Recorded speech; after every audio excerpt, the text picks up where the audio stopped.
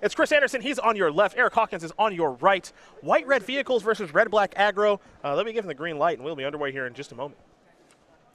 Looks like Anderson's going to start. He has a Plains, he has a Toolcraft Exemplar, and we will get that one up right away, assuming it lives for some amount of time, as here's a Mountain. And an Inventor's Apprentice here for Eric Hawkins. So here's the Exemplar for Chris, and now he's got some more one-drops to play in Thraben Inspector and another copy of Toolcraft Exemplar. The Inspector makes a clue, which is an artifact, which means the Exemplar is now a 3-2, happy to attack.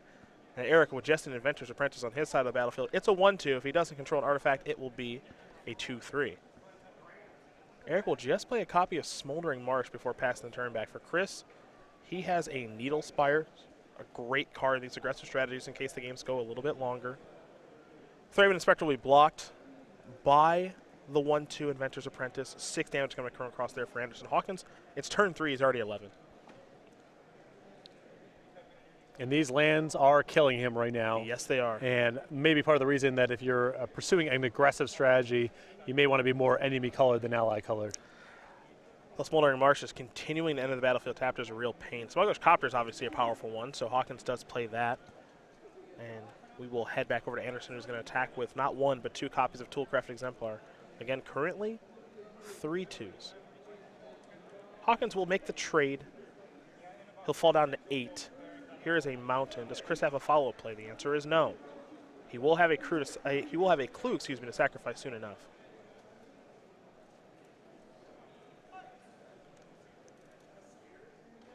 So Hawkins picking up Alms of the Vein here. Yeah. A little bit heavier on the madness element of the strategy than a lot of the lists that I've seen posted.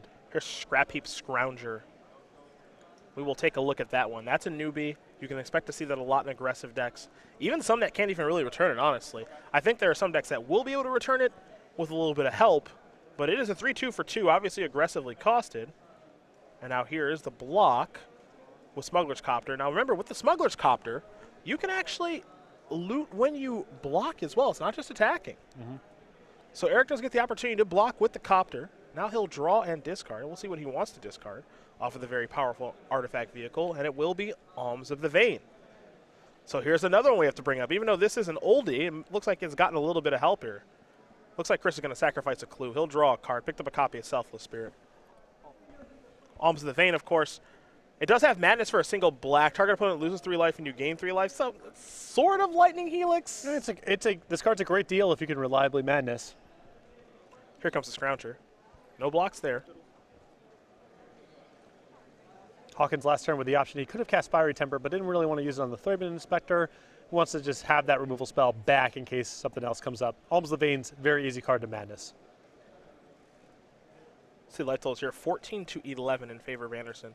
Another Smoldering Marsh, but a Key to the City here from Hawkins. So that's a new one, as Anderson is flooding out pretty badly right now. He will activate his Needle Spires and get in with all of his creatures. Key to the City says discard a card. Up to 1 target creature can't be blocked this turn. So even if you don't control a creature, you can just discard for funsies. So when you have a card like Fiery Temper or Alms of the Vein, not so bad. Just to pick at random. Absolutely. just pick 2 cards like Alms of the Vein. So Eric says, I'll pick up the 1 creature your Selfless Spirit cannot block. Alms of the Vein, there will be a little bit of a transaction there, and some damage is going to be dealt. Chris will just pass the turn back. Eric will fall a little bit lower. He's at 7. Picked up another copy of Fiery Temper. Can he close now? Yeah, he's doing math. We've seen him do this when he plays Storm. Well, with 2 Fiery Tempers, plus his 3-power attacker, he needs to pick up 2 points from somewhere. He does have a copy of Bomat Courier in hand. And they get you 1. There's a Bomat Courier. There's the beatdowns. Exile a card. There's Insolent Neonate. Chump blocker on the way back for the Needle Spire, and also a way to madness. Here is Harnessed Lightning. Chris will be given 3 energy, and he's going to use some of it to take care of the Insolent Neonate, or at least try to.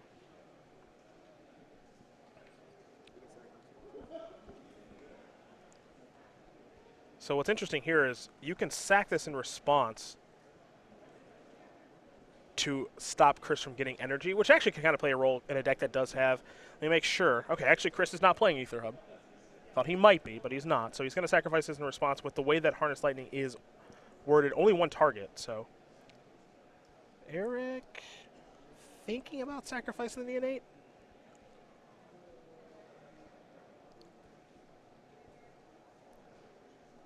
Yeah, okay, he will. Discard Fiery Temper. Gonna pay. I wonder where this is gonna go. I think Hawkins was hoping to bait Anderson into an Alpha Strike this turn. Oh, yeah. I think in a huge way. Because he has him covered on the way back. Mm-hmm. Fire Temper gonna go upstairs to Chris. And now he gets to draw a card. Can't forget about that.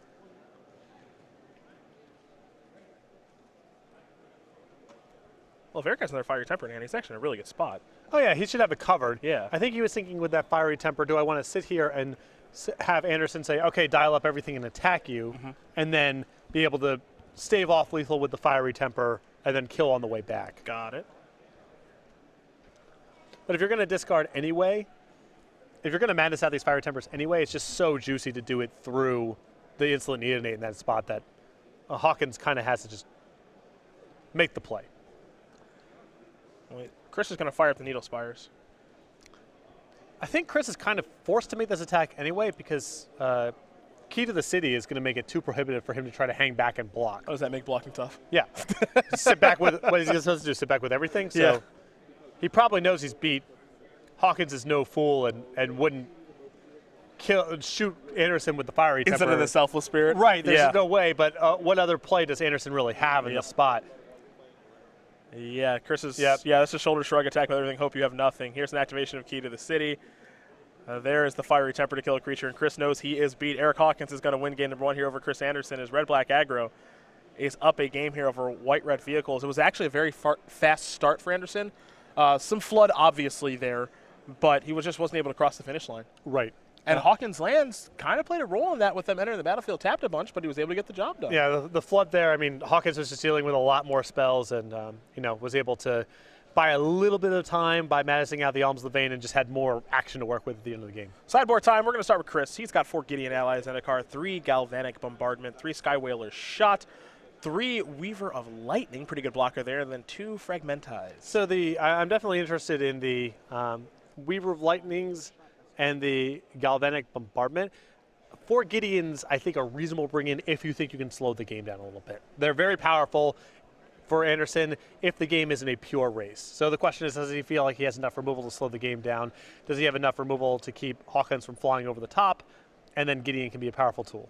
On the other side of things here for Eric Hawkins, 2 Lightning Axe, a Murderous Compulsion, a Hijack, 2 Kalidas Trader of Get, 2 Chandra Torch of Defiance, 2 Bloodhall Priest, haven't seen that one in a long time, 2 Transgress the Mind, 2 Collective Brutality, and a Swamp. Definitely in the interest for the Collective Brutality and the Kalidas here, along with the 2 copies of Lightning Axe. Just a little bit more removal, and then Kalidas is a card that can run away the game if Anderson doesn't have enough removal.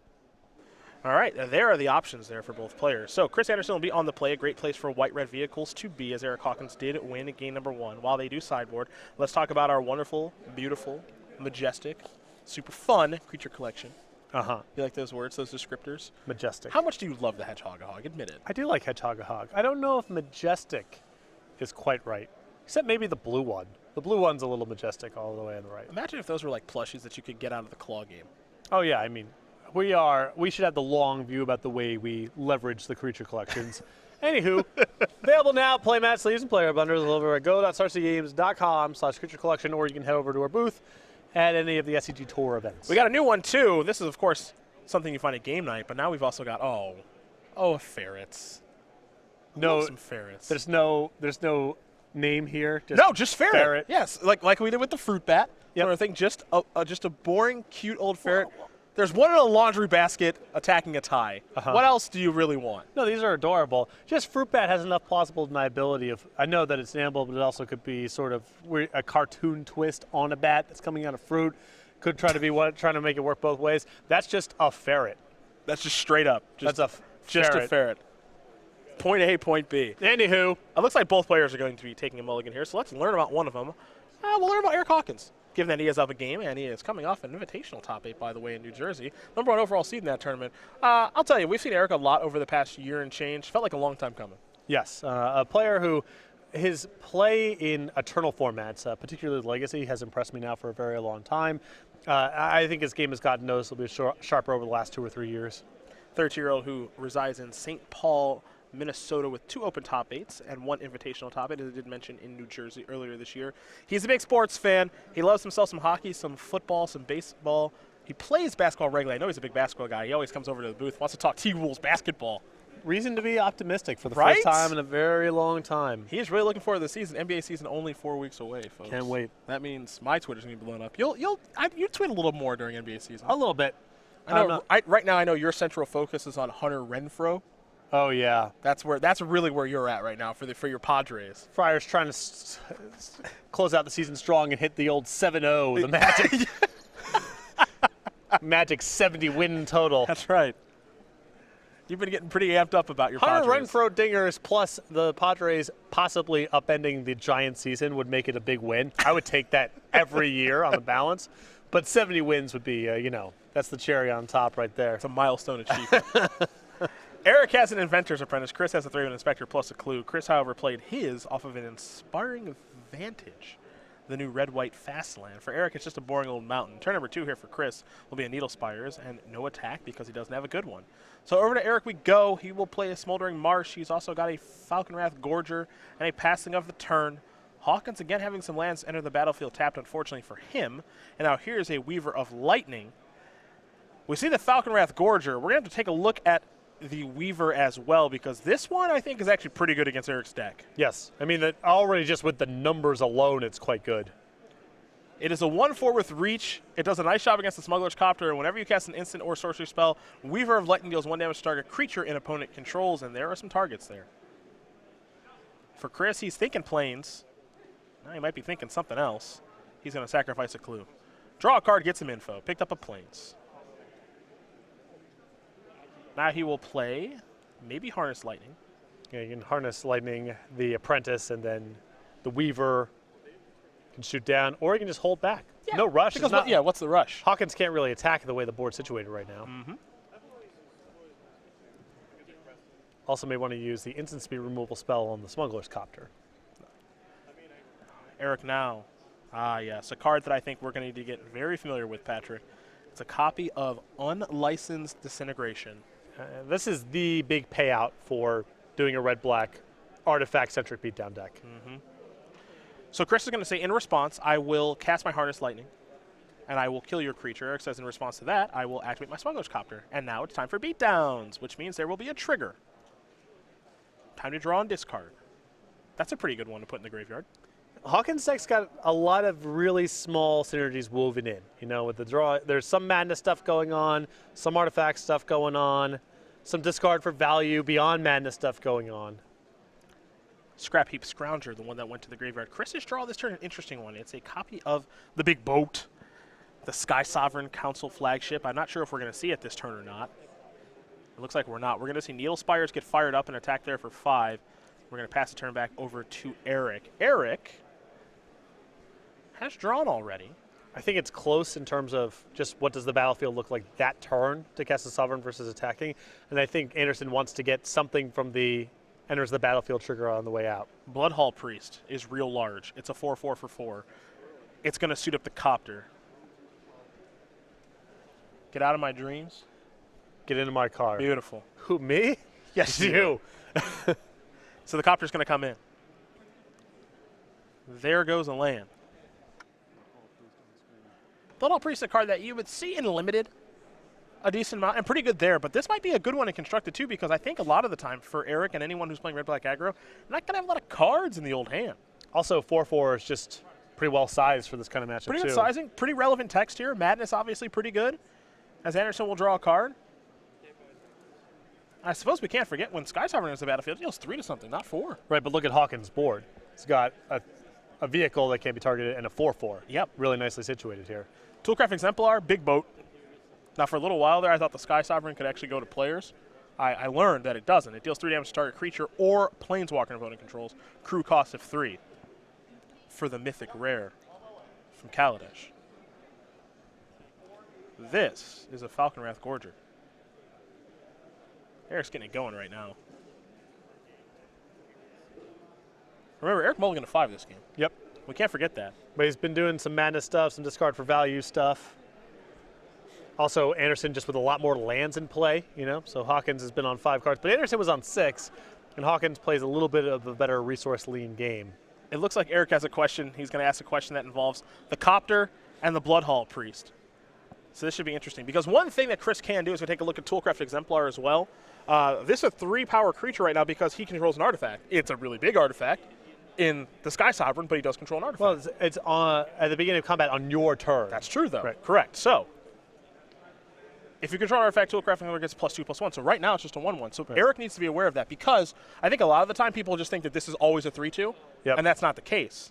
Yeah, it would be odd for it to be pumping stats on your opponent's turn under any circumstances, especially because the other payoff is first strike. Then it's a very weird design if it worked that way. Triggers on the stack here for Eric. Smuggler's Copter got turned on by the Falcon Wrath Gorger. Here's another Bloodhall Priest. Hoodalally. That'll be his madness. And if you have no cards in hand, which he has one, he's okay. Bloodhall Priest looking pretty impressive right now. Even though we haven't got to see it trigger anything, the fact that it's a 4/4 is a big deal, and Chris is forced to actually chump block. Now Chris will untap. He will draw a card. Didn't get a great look at it just yet. He is in some trouble, though. I think a Toolcraft Exemplar was the draw to go along with another copy of the Sky Sovereign.